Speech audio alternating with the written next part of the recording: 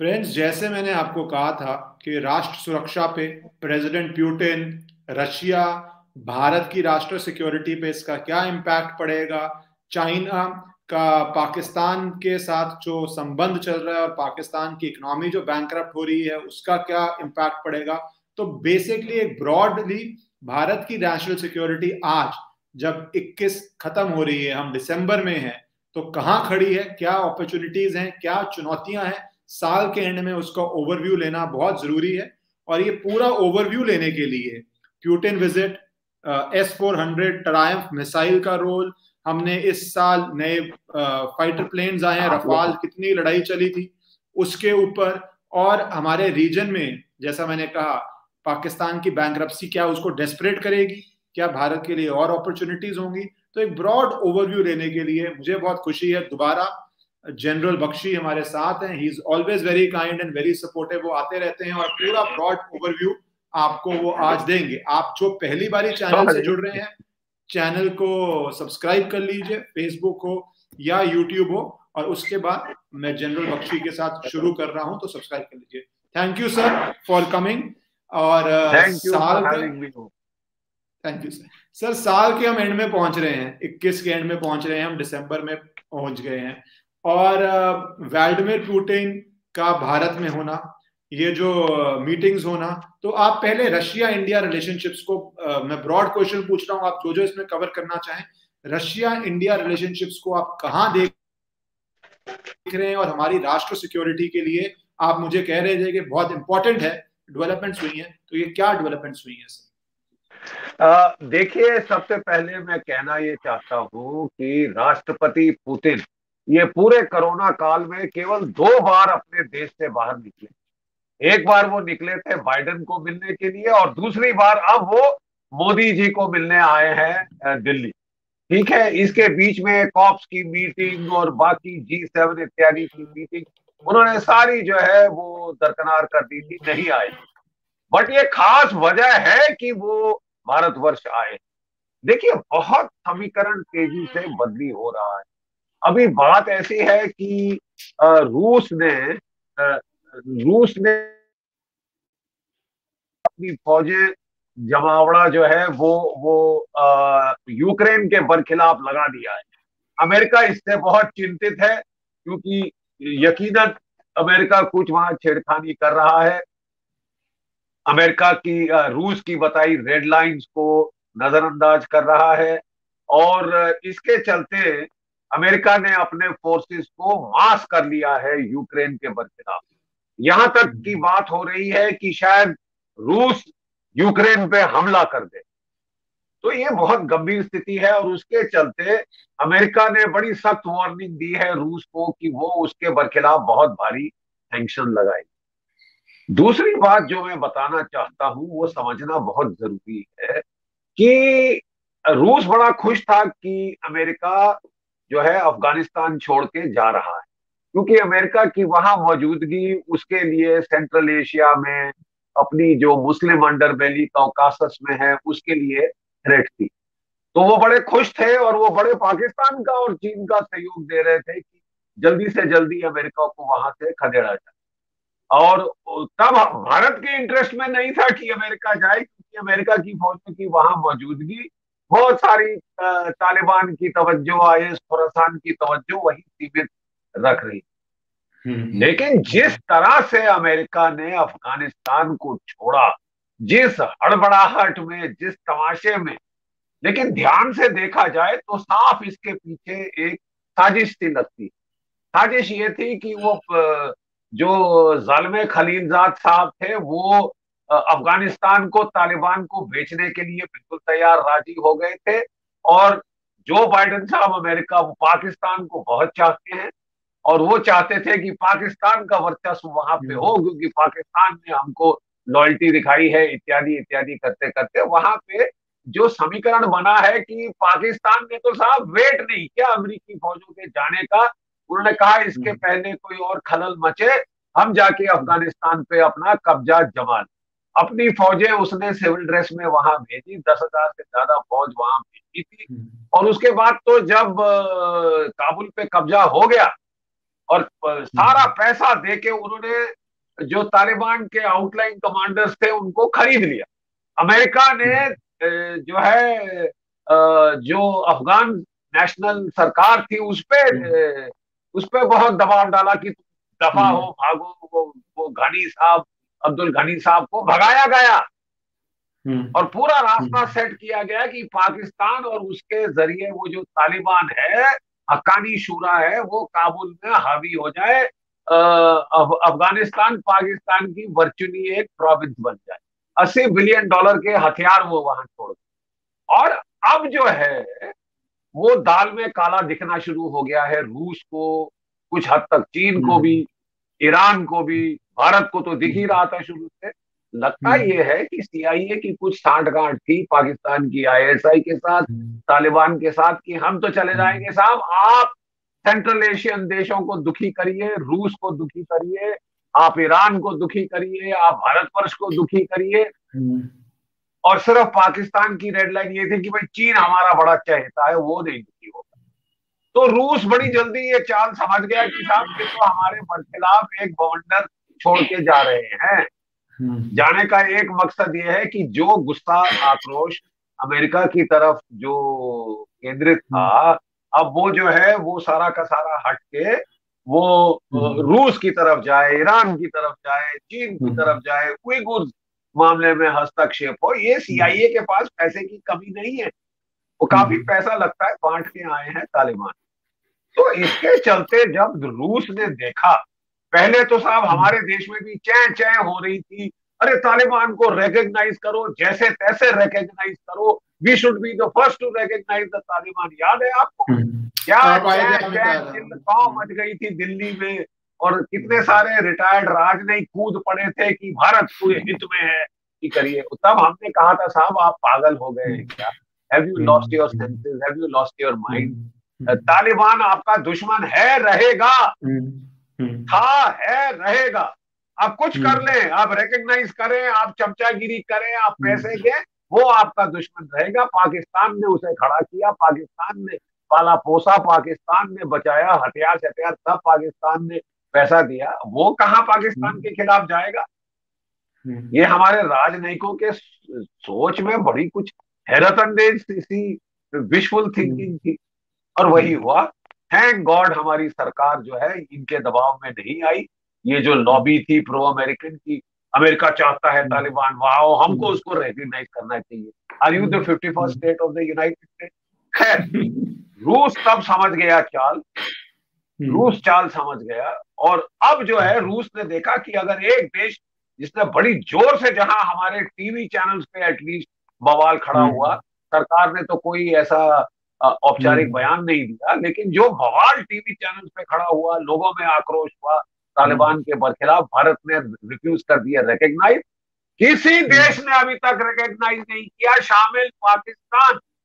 उस वक्त जो है रशियन नेशनल सिक्योरिटी एडवाइजर हमारे पास आए, जब पाकिस्तान ने शरेआम इंटरफेरेंस शुरू करी, वहां पे अपनी 3 special forces battalion, 3 NLI battalion, 4 artillery regiment, 1 tank regiment, तोपे शोपे, ड्रोन, हेलीकॉप्टर अटैक सब भेज दिए, और F-16 फाइटर भी उड़ा दिए वहां पे। जो पंजशीर में विद्रोह हुआ उसको कुचल, ठीक है साहब, शरेआम इंटरफेरेंस किया। तो तब इंडिया और रूस ने रियलाइज किया कि साहब ये तो चालबाजी हमारे बरखिलाफ, क्योंकि चीन तो पैसे दे रहा है पाकिस्तान को, पाकिस्तान चीन के खिलाफ तो होने नहीं देगा, वो फोकस करेगा सेंट्रल एशियन स्टेट्स पे, रशिया उनके थ्रू रशिया पे, और भारतवर्ष पे साहब। और अब ईरान के साथ आप जानते हैं कि तालिबान की फौजी झड़पें हुई हैं, जिसमें मीडियम आर्टिलरी तोपों का इस्तेमाल हुआ है। बिल्कुल मीडिया से ब्लैंक आउट है। ये दूरिस्तान प्रोविंस में बड़ी जोर की झड़पें हुई हैं अभी कुछ दिन पहले। तो हमने फिर, इंडिया ने भी सारे नेशनल सिक्योरिटी एडवाइजर की मीटिंग बुलाई, चीन को भी बुलाया था, पाकिस्तान को भी बुलाया, उन्होंने तो आने से साफ मना कर दिया।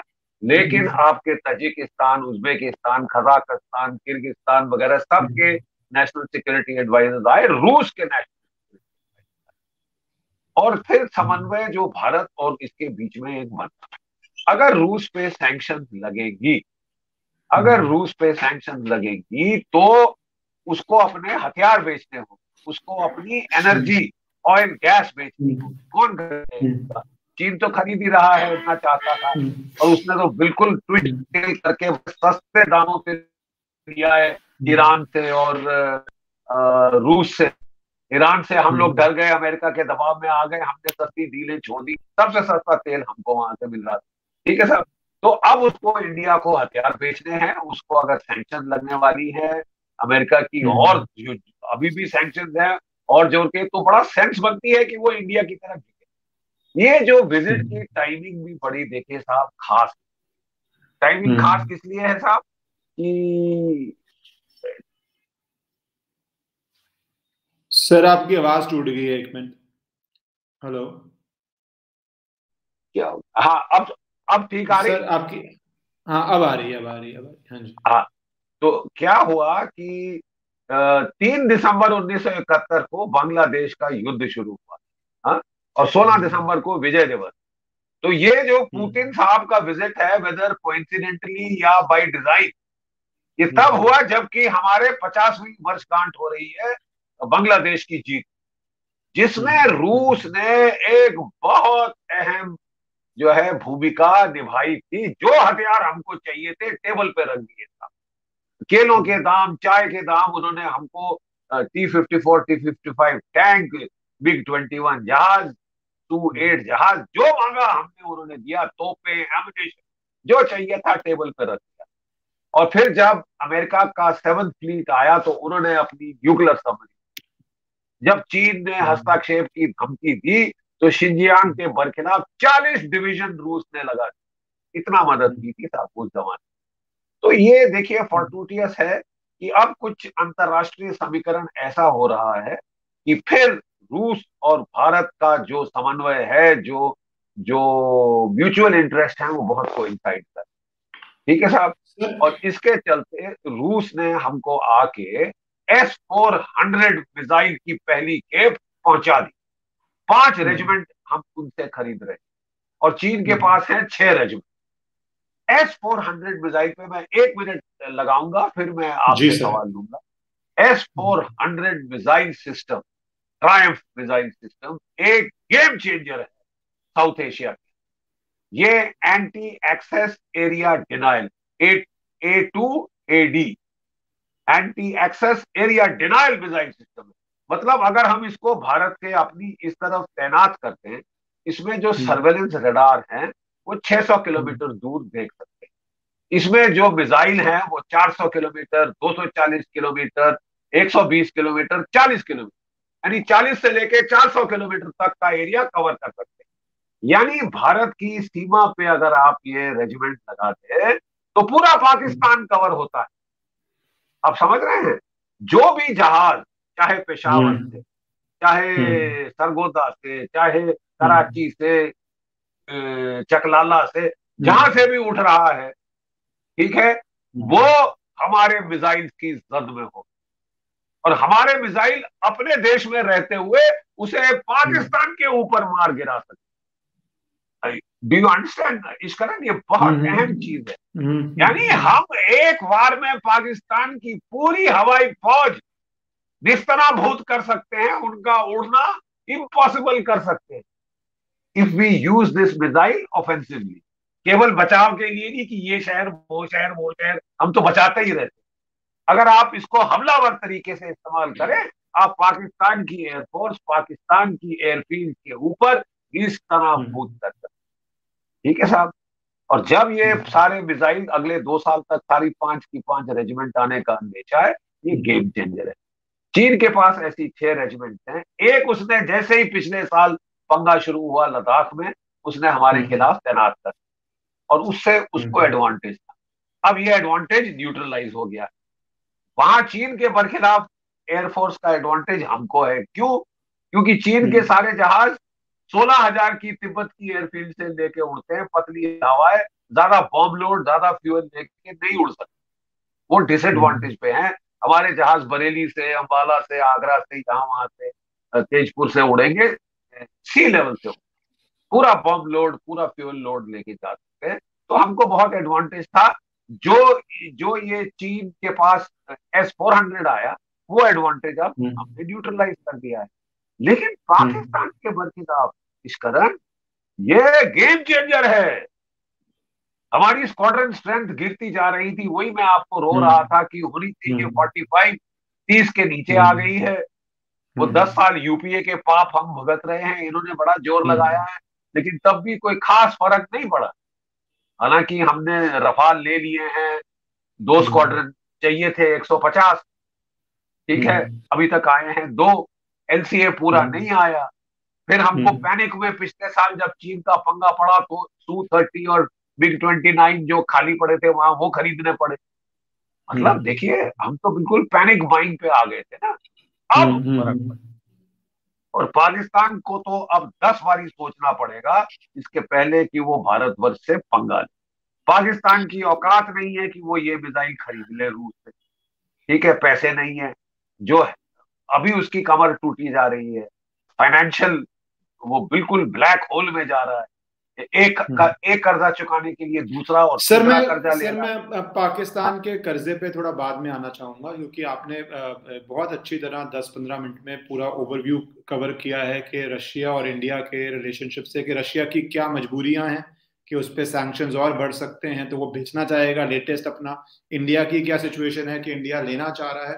पर सर, इस पे एक जो ऑल्टरनेटिव व्यू आता है वो लोगों का ये आता है कि चाइना के सामने रशिया बहुत वीक हो चुका है। China is the real super power and Russia को चाइना काफी हद तक कंट्रोल कर रहा है, और तभी जैसे आपने बोला 6 ले चुका है। तो सर, अगर क्या आप इस थ्योरी को मानते हैं कि चाइना रशिया को बहुत हद तक कंट्रोल कर रहा है, चाइना का बहुत एक्सेस है रशिया के इक्विपमेंट्स में, और उस हालत में अगर हम रशिया से खरीदते हैं तो विजाविस चाइना, जो फ्रैंकली हमारी बिगर थ्रेट चाइना है, Pakistan is I think like mosquito, it can irritate you, but वो भी जानता है कि आप सीरियस होंगे तो वो कुछ नहीं कर सकता। तो यू थिंक उस तरह से ये चाइना के कॉन्टेक्स्ट में जो चाइना रशिया का रिलेशनशिप है, कि इंडिया चाइना रशिया इस पोजीशन में है कि इंडिपेंडेंट इंडिया से रिलेशनशिप रखे, और इंडिया के हित में है क्या ये रख पाना? मैं इस पे आपका more than military geopolitical opinion चाहता हूँ। Absolutely, very pertinent and very important question Nishkaran. देखिए, मैं ये बताऊं कि हमेशा रूस और चीन की बहुत कम लोग जानते हैं, शरेआम युद्ध हुआ था 1969 में, अमूर असूरी क्लैशेज हुए। रूस ने अच्छी तरह मार लगाई थी, चीन झग मिटा दी थी। और तब चीनी जो है रोते अमेरिका की तरफ गए थे, निक्सन साहब के पास हेनरी किसिंजर आया था, याद है आपको, उन्होंने आपस में ट्रीटी कर ली ताकि ये दोनों मिलकर रूस के खिलाफ खड़े हो, ठीक है। रूस in the long term China को थ्रेट देखता है, let there be no doubt. तो रूस के पास खाली जमीन है साइबेरिया में, पूरे सेंट्रल एशिया में, और साइबेरिया तो व्लादिवोस्तोक तक तकरीबन हार्डली एनी आबादी है। चीन की आबादी 1.4 दशमलव, उनको समझ नहीं आ रहा कि आबादी का क्या करें। वो हमेशा रूस के एरिया छीनना चाहते। एक जीती जनरल साहब ने तो 50 साल का ब्लूप्रिंट बना रखा, जिसके मुताबिक 2025 तक वो ताइवान पे फतेह कर लेंगे। उसके बाद वो तवज्जो साउथ चाइना सी की तरफ ले जाएंगे। उसके बाद 2030 के बाद वो भारत को आड़े हाथ लेंगे, अच्छी तरह मार लगाएंगे। उसके बाद वो जापान को आड़े हाथ लेंगे, और फिर आखिर में रूस के ऊपर चढ़ जाएंगे। तो रूस पागल तो नहीं है कि वो असलियत नहीं जानता। उसको अमेरिका ने धकेल दिया है चीन की तरफ, उसके साथ दुश्मनाई लेके उस पर सैंक्शन लगा के। जो बाइडेन साहब रूस को बड़ा खतरा मानते हैं, जबकि असली में बड़ा खतरा जो है चीन का।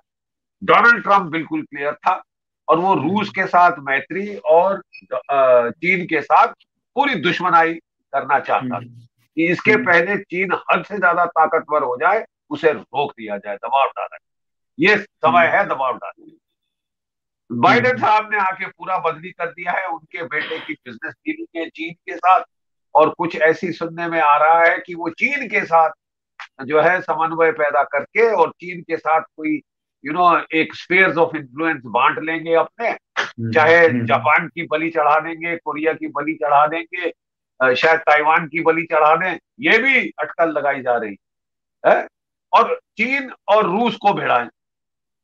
रूस भी ये सब जानता है, तभी वो भारतवर्ष की तरफ आ रहा है। वो जूनियर पार्टनर नहीं बनना चाहता चीन का। वो बड़े प्राउड लोग हैं, वो बड़े इंडिपेंडेंट लोग हैं। उन्होंने जर्मनी की नहीं सुनी थी द्वितीय महायुद्ध में, जर्मनी का बैंड बजा दिया था इन लोगों ने। ठीक है साहब। तो ये ऐसा मुल्क नहीं है कि ये चीन का पीछे लग्गू बन के कि फॉलो मी लीडर बन जाएगा। ठीक है साहब। ये बहुत बड़ा मुल्क है, बड़ी भारी ताकत है। वो दुनिया में अपना कुछ वो जो है ना अपना अहम भाव समझते हैं। ठीक है, वो सुपर पावर रह चुके हैं। तो वो चीन के तलवे चाटने को तैयार नहीं है इतनी जल्दी जितना कि लोग सोच रहे हैं। ठीक है साहब। और अगर वो चीन से जो पैसा आ रहा है उसको काउंटर बैलेंस करना है, अगर चीन और अमेरिका मिलके रूस को आड़े हाथ लेने की सोच रहे हैं, तो साहब फिर तो उसके पास एक ही विकल्प है, भारत को हथियार बेचे। भारत को सख्त जरूरत है हथियारों, फाइटर की जरूरत है, S-400 मिसाइल की जरूरत है। और रूस एकमात्र देश है जो आपको कटिंग एज टेक्नोलॉजी देने को राजी। अकूला न्यूक्लियर सबमरीन आपको लीज, किसी और अमेरिका लीज करने को तैयार है नहीं, पैसे पे बेचने को तैयार है नहीं। ऑस्ट्रेलिया को दे रहा है क्योंकि वो गोरे। जापान को उसने F-35 दे दिया, हमको ऑफर भी नहीं किया। बोले पुराने गले सड़े जो F-16 F-18 है वो ले लो, ताकि तुम थोड़ा पाकिस्तान से दर्जा आपका वो नीचे रखना चाहते हैं। हमेशा ये अमेरिका की कोशिश रही। तो साहब जब हमारे पास क्षमता है, $650 बिलियन का फॉरेक्स रिजर्व है, हम हार्ड कैश में चीजें खरीद सकते हैं, पाकिस्तान की तरह तलवे चाट के गाड़ी का डोंगा लेके नहीं जाते। तो साहब हम बेस्ट क्यों ना ले? क्यों हम second third hand me down 30 साल पुराने जहाज लें अमेरिका से? तो अगर हमको फ्रांस देता है, अगर हमको इजराइल देता है, अगर हमको अमेरिका देता है, तो रूस देता है, तो हम वहां से लेंगे। ठीक है साहब। सर इस और रूस आपको S-500 देने को तैयार, उसके अगली S-400 के अगली जनरेशन S-500 देने को तैयार है, जो चीन के ऊपर आपको एकदम एडवांटेज देता। तो बहुत सारी चीजें वो देने को तैयार है। पूरा समीकरण जियोपॉलिटिकल बदली हो रहा है। ये लोगों को अभी तक समझ नहीं आया। सर जैसे आप बता रहे हैं बहुत गेम चेंजिंग इन्वायरमेंट हो चुका है, स्पेशली जब यूएस अफगानिस्तान जो आपने शुरू करी बात, और इनफैक्ट पिछली बारी भी आप आके बोले थे कि अभी जो यूएस जा रहा है अफगानिस्तान से, इसके कॉन्सिक्वेंसेस क्या होंगे। पाकिस्तान में खुशी हो रही है, हो सकता है इनको ही दिक्कत पड़े जो उनके बॉर्डर पे शुरू हो गई है। तहरीक तालिबान उनके बॉर्डर में, बलूचिस्तान में, नॉर्थ वेस्ट फ्रंटियर में बन गया।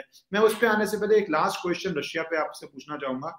बट इंडिया जब रशिया से परचेज करेगा, पिछली बारी भी जब परचेज के सामने आया था, यूएस में बहुत उसका रिएक्शन आना शुरू हो जाता है, क्योंकि उनको लगता है कि भैया जो इनका इंडिया का पैसा है वो हमारे ही खींचे जाए। रफाल खरीदने में भी वहां पे एक रिजेंटमेंट थी और एक लॉबी शुरू हो गई थी, अब रशिया से लेने पे भी होगी। तो आप इसको क्या कोई तरह का इंडिया के लिए थ्रेट या प्रॉब्लम मानते हैं, या आप मानते हैं इंडिया को ये रिस्क लेना पड़ेगा और इंडिया को अपने हित के लिए यूएस को बोलना पड़ेगा कि भैया आप बेस्ट नहीं दे रहे तो हमें रशिया से लेना पड़ेगा? How do you see the impact on US of India and Russia coming closer and buying? देखिए बहुत अहम सवाल। एक बार फिर मैं आपको ये बताना चाहता हूं कि अमेरिका ने काटसा, काउंटरिंग एनिमीज ऑफ अमेरिका को ऊपर सैंक्शन का प्रोग्राम बना रखा है। तुर्की ने S-400 खरीदे, सैंक्शन लग गए। चीन ने S-400 खरीदे, सैंक्शन लग गए। अब वो धमकी दे रहे थे कि भारत पे भी सैंक्शन लगा। हमको सोचना था कि क्या हम सैंक्शन से डर के, जैसे ईरान के टाइम हमको सबसे सस्ता ऑयल, सबसे नजदीक ऑयल ईरान का, ईरान सस्ते से सस्ते दाम पे देने को तैयार था। अमेरिका के दबाव में आपने ईरान से खरीदना ही बंद कर दिया। ईरान आपका ट्रेडिशनल फ्रेंड है, पाकिस्तान के खिलाफ अफगानिस्तान जाना है तो ईरान के बगैर आप काम नहीं कर सकते। हमने ईरान को डंप कर दिया अमेरिकन दबाव में। आज थैंक गॉड इस वक्त हमारी सरकार ने स्पाइन दिखाया, बोले साहब काटसा आटसा भी डैम्ड, ये हमारी राष्ट्रीय सुरक्षा के लिए अहम है और हम आपके नौकर नहीं है कि जो आप आदेश दें हमको फॉलो करना। ठीक है साहब, ये तकरीबन मैसेज ये आया। और ये बहुत अहम मैसेज है। पहले लोग कह रहे थे कि उनको कहो कि साहब ये तो 2018 में हमने एग्रीमेंट कर दिया था, इसके आगे नहीं खरीद। लेकिन ये जो टॉक्स हुई है उन्होंने साफ जाहिर किया है कि भारत ने अमेरिका को जता दिया है। देखिए साहब, ना आप हमको कटिंग एज टेक्नोलॉजी देना चाहते, हार्ड कैश के लिए भी नहीं देना चाहते, ठीक है साहब। और ऊपर से जो आप हैं, जहां से हमको मिल रहा है वहां पे अड़ंगे लगा रहे हैं। आप हमारे दोस्त हैं या दुश्मन?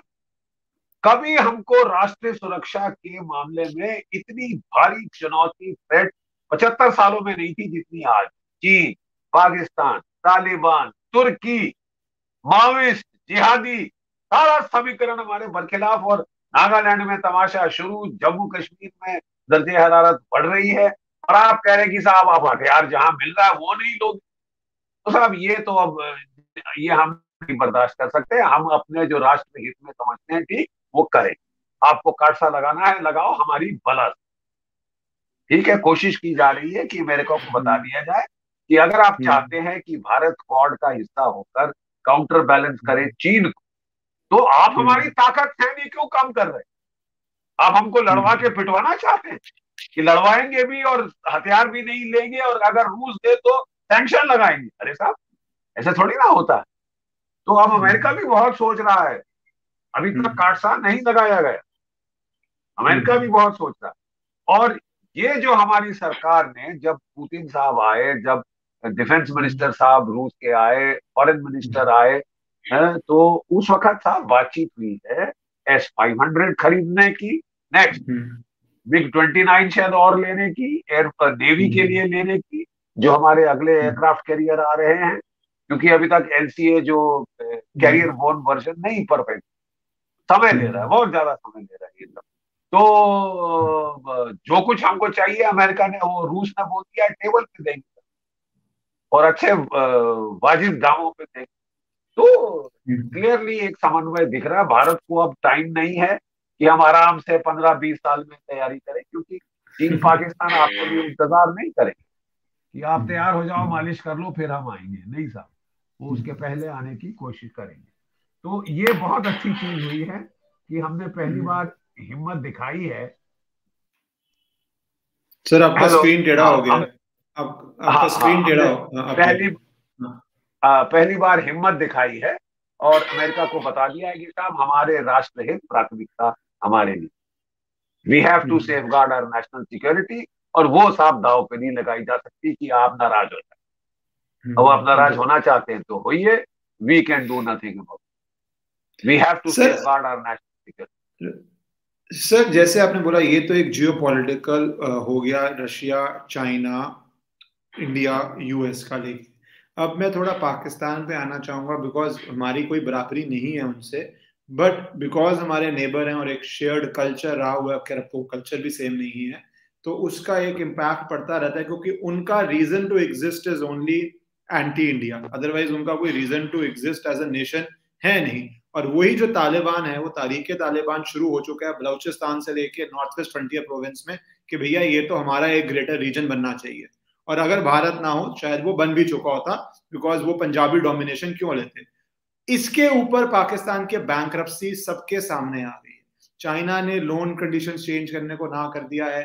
बीच में मलेशिया ने उनका एक जहाज अलोंग विद उनके पैसेंजर्स को रोक लिया था, सीज कर लिया था, $15 मिलियन दो, नहीं तो वह करेंगे।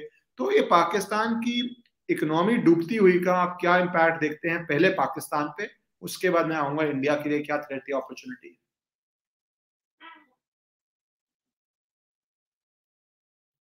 आई थिंक थोड़ा, sir can you hear me? Hello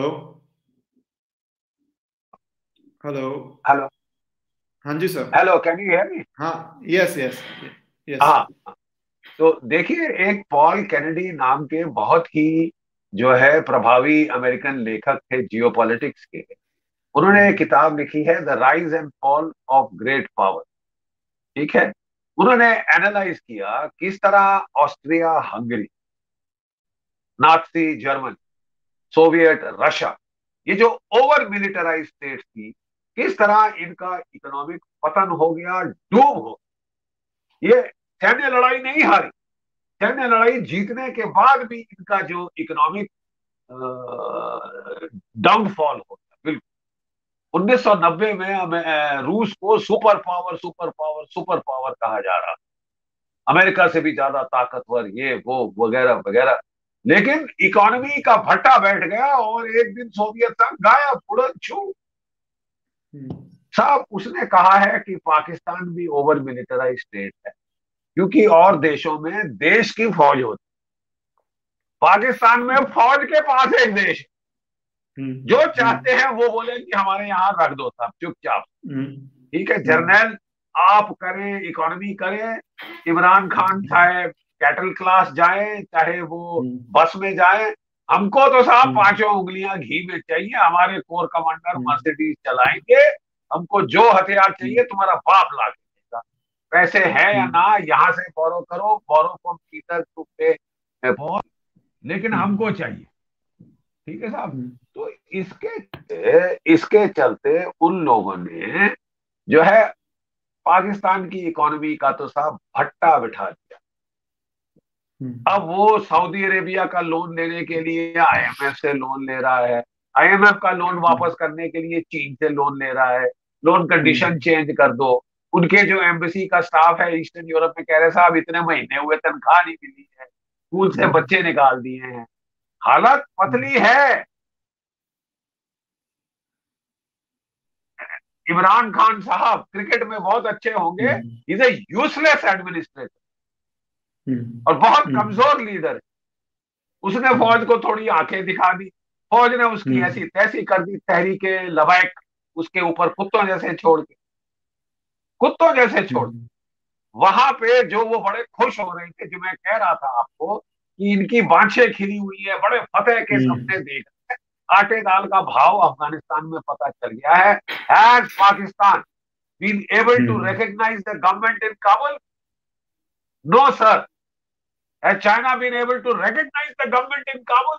और हमारे देश में हमारे डिप्लोमेट्स कह रहे थे कि हमको तो पहला होना चाहिए, पाकिस्तान के पहले हम तालिबान के सक्के बनेंगे। तो साहब ये है, ये वुली हेडेड थिंकिंग, थोड़ा अपने को रियलिस्टिक सोच करनी पड़ेगी। ये गांधीवाद और जो नेहरूवियन एरा का डिप्लोमेसी किंग, सब चीज हम बातचीत और कैरिश्मा और डिप्लोमेसी से सुलझा लेंगे, भाषण देके सुलझा लेंगे, वो चल पे ना हो, बिल्कुल चल पे ना हो।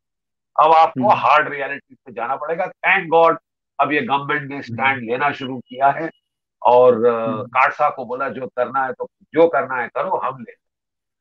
इससे बहुत बहुत बहुत फर्क पड़ा। सर मेरा आखिरी सवाल आपसे, बिकॉज अभी कुछ दिन पहले एक स्टेटमेंट आई थी एमओएस पीएमओ में जो है जितेंद्र सिंह जी की, कि हम पीओके के ऊपर भी प्लान कर रहे हैं कुछ करने का। तो पाकिस्तान एक हिस्टोरिकली वीक पोजीशन में है।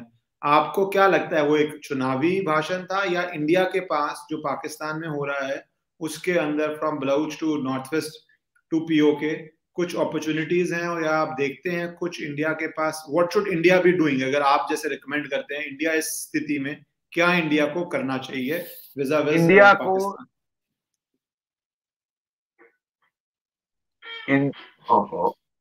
इंडिया को सबसे पहले इंडिया को सबसे पहले अपनी सैन्य शक्ति पुरजोर बढ़ानी, पुरजोर, बहुत स्पीड से।